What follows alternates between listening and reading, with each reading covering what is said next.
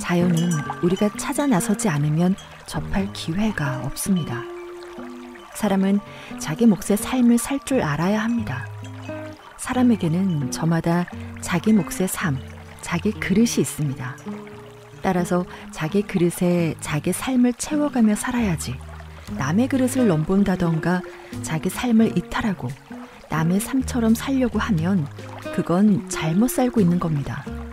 왜냐하면 사람은 저마다 각기 다른 특성을 지니고 있기 때문입니다.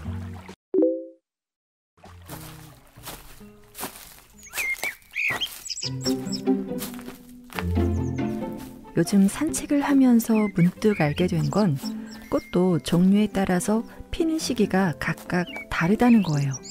저는 그냥 한 번에 다 피는 줄 알았거든요.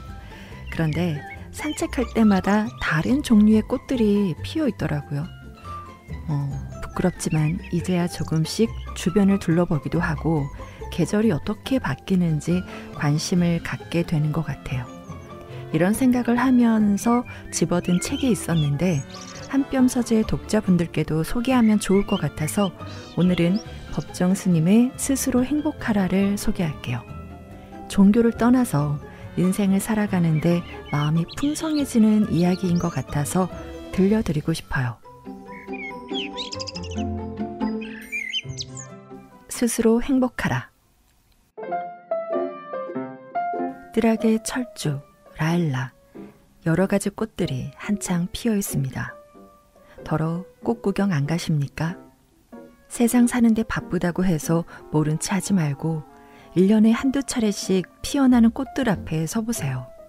꽃들은 저마다 자기 나름의 빛깔과 모양과 향기를 지니고 있습니다. 지금 피어있는 꽃들을 보세요.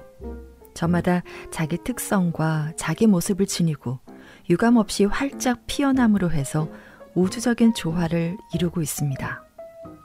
꽃들은 다른 꽃들에 대해 신경을 쓰지 않습니다. 다른 꽃들을 닮으려고도 하지 않습니다.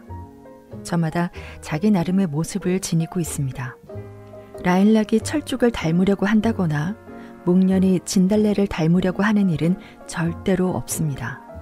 자기 내면에 지닌 가장 맑고 향기로운 아름다운 그런 요소들을 마음껏 발산하고 있습니다. 자연은 우리에게 위대한 교사입니다. 우리에게 그냥 주어져 있는 나무나 풀이나 산 또는 강이 아니라 우리에게 많은 것을 베풀어주면서 또한 많은 것을 가르쳐주는 훌륭한 교사입니다. 그렇기 때문에 자연을 가까이 하면 사람이 자기 본래의 모습과 자기가 설 자리를 잃지 않습니다. 반면에 자연을 멀리하게 되면 우리 스스로의 삶 자체가 부자연스럽게 됩니다. 그러므로 기회 있는 대로 자연과 접할 수 있어야 합니다. 사람 말을 듣는 것은 그리 대단한 일이 아닙니다. 누구나 할 수 있는 얘기고 생각하면 알 수 있는 일들이지만 자연은 우리가 찾아 나서지 않으면 접할 기회가 없습니다. 사람은 자기 몫의 삶을 살 줄 알아야 합니다. 사람에게는 저마다 자기 몫의 삶, 자기 그릇이 있습니다. 따라서 자기 그릇에 자기 삶을 채워가며 살아야지 남의 그릇을 넘본다던가 자기 삶을 이탈하고 남의 삶처럼 살려고 하면 그건 잘못 살고 있는 겁니다. 왜냐하면 사람은 저마다 각기 다른 특성을 지니고 있기 때문입니다. 태어날 때 홀로 태어나듯이 저마다 독특한 자기 특성이 있기 때문에 누구를 닮으려고 하면 자기 삶 자체가 어디로 사라지고 맙니다. 제가 아는 집을 이야기해 볼까 합니다. 그 집은 생활 수준이 중산층으로 아이들 둘의 내외, 모두 4식구가 단독주택에서 살아왔습니다. 단독주택에 사는 데는 일이 많습니다. 그래서 그 집 주부가 불편하게 여겨 제법 큰 아파트로 이사를 갔답니다. 아파트에 살다 보니 옛날과 비교해 그렇게도 편리하더랍니다. 식사 문제도 그렇고 화장실 문제도 그렇고 모든 것이 편리해졌습니다. 나도 그 집 한번 가보니 주부는 행복에 겨워했습니다.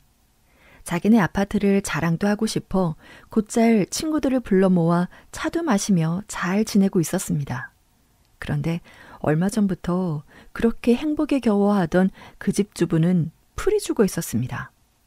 왜 그렇게 풀이 죽었냐고 했더니 자기 친구가 새로 아파트를 샀다고 해서 가봤더니 자기 집은 그 집에 비하면 너무 초라하고 보잘것없는 집이라는 겁니다. 사람의 욕심에는 이렇게 한계가 없습니다. 사람들에게는 각기 삶의 조건이 다른데 그 삶의 조건이 다른 사람과 자신을 비교함으로써 불행을 스스로 자초하고 맙니다. 이것은 주택 문제만이 아닙니다. 입는 것, 먹는 것, 자녀 교육 문제도 그렇습니다. 사람마다 삶의 조건이 다른데 왜 똑같이 비교를 합니까? 비교를 하면 불행해집니다. 자기에게 배당된 복조차 받았을 줄 모르게 됩니다. 우리들 일상생활에서 내 분수를 모르고 내 처지를 모르고 스스로의 생활 조건을 모르고 공연히 남과 비교함으로써 스스로 불행을 자초한 일이 없는지 이런 기회에 다 같이 생각해 봐야 합니다. 사람은 자기 몫의 삶에 감사하며 살 줄 알아야 합니다. 자기 그릇에 넉넉한 줄 알고 살아야 합니다. 그렇지 않으면 내가 내 인생을 살고 있으면서도 부질없이 남과 비교함으로써 내 인생은 그만 어디론가 사라져버리고 남의 소도구, 남의 그림자밖에 되지 못하게 됩니다. 우리가 사람일 수 있는 것은 자기 나름의 빛깔과 모습과 향기를 지니고 있기 때문이며 그런 모습으로 전 사회적인 조화를 이룰 수 있어야 합니다. 다시 꽃들을 보세요.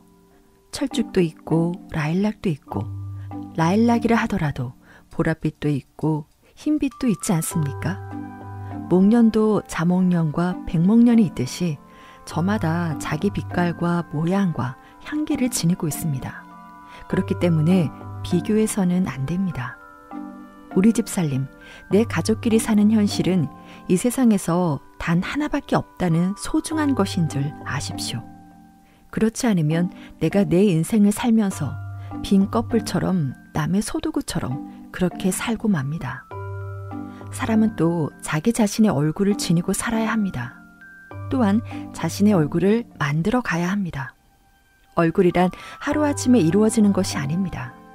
많은 세월을 두고 그렇게 형성된 것입니다.